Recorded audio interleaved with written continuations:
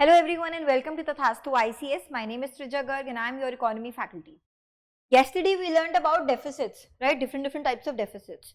Deficit means when expenditure is more than the receipts, right? More than the revenue that we have. So basically this debt, that is the expenditure, that is the borrowing that we need to do, that is the gap that we need to fill between the expenditure and receipts. How will we fill this? Either we can borrow money as a government, or I can increase the taxes and get more receipts, right? Or I can print money, and we know that printing money is not that easy. We cannot print in unlimited amounts. We have a minimum reserve requirement, right, which is around 200 crores. So now when we talk about this borrowing, taxes, printing money, let us talk about borrowing first. The government actually finance their debt using borrowing. Okay, finance their deficit using borrowing. Now what happens with borrowing is, basically normally what happens is, if the government is borrowing right now, the government tax later on. Later on means the burden falls on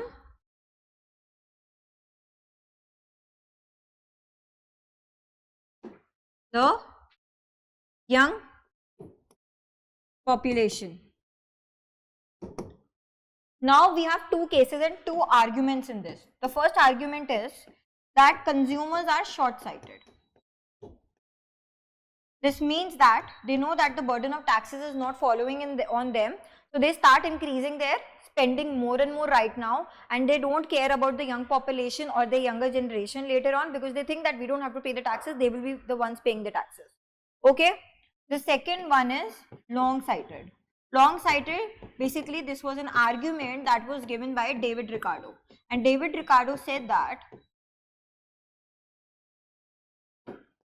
there are some people who are forward-looking. They know about the borrowing, and they know that if the government is borrowing right now, the taxes will be charged later on, and that will fall on our grandchildren, on our children. So let us start saving right now. So अब पहले वाले case में क्या होता है? In the first case, when the people are short-sighted, the savings are less. So in the future, the national savings will also decrease because they will not save for this. है ना? And the younger population who have just entered the workforce, they will have to pay more and more money to the taxes that the government will charge so that they can finance their borrowing, they can pay back their loan, right? Then we have David Ricardo. David Ricardo says that people are forward looking, so they will start saving right now.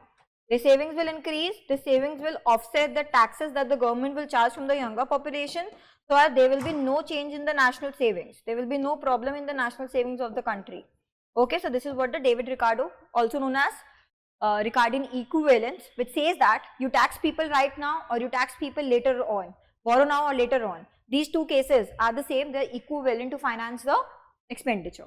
Okay, another thing you must know about this, when we talk about the debt, the government debt, it includes two things. We have principal amount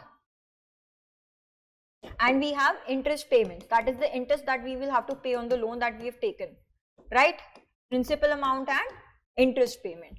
When we talk about these two things, basically both of them add to more and more of debt. As you borrow more and more amount of money, your debt will accumulate and it will start increasing. Interest payments will also accumulate more of debt because you will need this money to actually pay back the interest, right?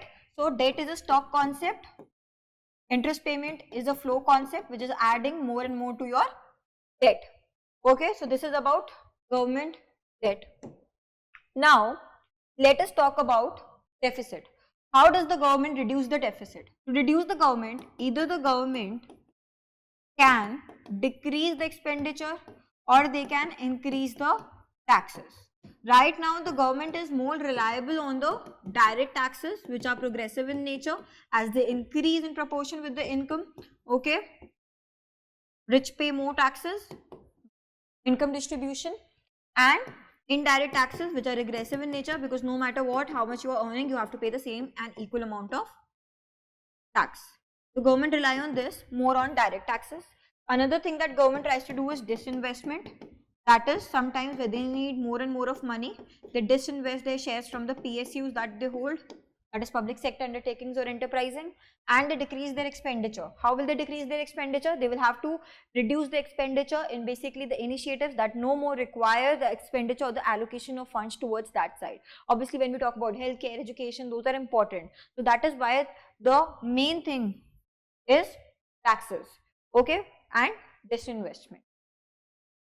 This is how the government actually tries to reduce the fiscal deficit, or you can just say deficit, budgetary deficit. We're talking about the budgetary deficit, be it any. Now let us talk about more perspectives. Let us talk about when the government tries to increase its expenditure to stimulate aggregate demand in the economy and decrease the taxes to increase the personal disposable income, that is the income that they are left with taxes and everything, so that they can spend this income either to consume or to save. This is known as expansionary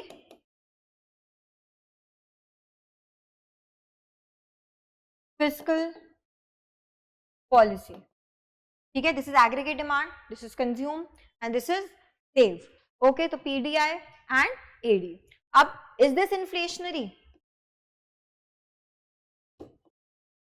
Because imagine if people start spending more, aggregate demand increases, maybe the suppliers wouldn't be able to increase with the same level, so it will be more. Then what will happen? Supply is still increasing but not with the same level, prices will increase, that could lead to inflation, right? But that will only happen when the production capacity of the suppliers is low. What if, there's another argument against it, what if the suppliers basically had some unutilized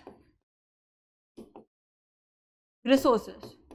Then if the aggregate demand increases in the economy, in this case, they will be able to match up the aggregate demand because they have some unutilized resources. The aggregate demand will be equal to aggregate supply. That will not or may not lead to the price rise, right? So not always the expansionary fiscal policy leads to inflation. That is the second perspective. Okay, this was about government debt. What else can we know about the government debt? Let us talk about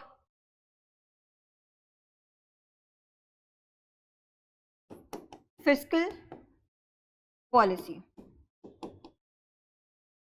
During recession, let's say we did not change, we did not touch any fiscal policy. Neither we are increasing or decreasing the expenditure, neither we are increasing or decreasing the taxes.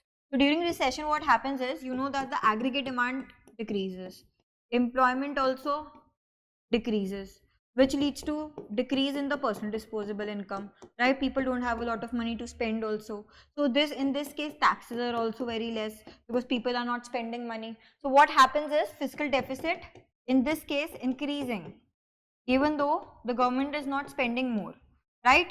And no impact of fiscal policy is happening here. Similarly, in case of boom, what happens is, let's say the aggregate demand increases, people have a lot of income, they have money, the taxes will increase and this will lead to low fiscal deficit. So in this case, this can also happen that without touching the fiscal policies or without any action by the government, fiscal policies, fiscal deficit can be changed. Okay. Now we've talked about expansionary, we've talked about contractionary is the opposite of this, decrease in expenditure and increase in taxes. When basically there's inflation in the economy to regulate the aggregate demand. We've talked about fiscal deficit, budgetary deficit, how we do it. We've talked about the debt also. Now, there's another thing that you must know about this. You know that, let us talk about debt. If debt is a burden, is debt a burden? Imagine companies, if they borrow money, they will have to pay back the money somewhere, right? How will they pay back the money? They will have to borrow more, or they will have to increase their production so that their profit increases. Using those profit, they will have to pay back the money. Hai, lekin not the same case with the government. The government can borrow, the government can print money, government can raise the taxes. Forget borrowing, both of them can do it. But what about taxes?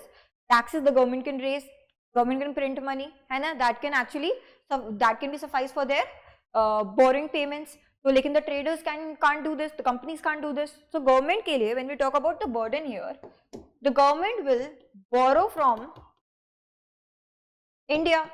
Let's say domestically, government is borrowing from India, interest is being paid to Indian people, right? So money is in a circular flow of income only. Matlab ki even if the interest is paid to the people will use that money to do what? To spend or invest somewhere. Again, it stays within our India. So it is not a burden actually. Debt is not a burden to the government if we are talking about domestic borrowing. But if I talk about the foreign borrowing, in this case, it becomes a burden because the money is going out of the circular flow of income. The money is going out. There is an outflow of goods and services, outflow of money. So that is why foreign borrowing becomes a burden for us, but not the government domestic borrowing. Okay, because it is staying within our nation. That money will be spent within our nation only. Okay, on the goods and services, which will anyway lead to the economic growth. But foreign borrowing, no, it is not, because we have to pay it back and it is going out of our circular flow of income, out of our country. Okay, so these are the few perspectives that we had to discuss about the government debt. And how much should be the government debt? As I already told you in last lecture, it should be as per the Fiscal Responsibility and Budget Management 2003 Act, okay, which says that it should be less than the 3% of GDP. Right now, we are focusing on reaching 4.5% by 2025 to 2026. Thank you everyone and have a nice day.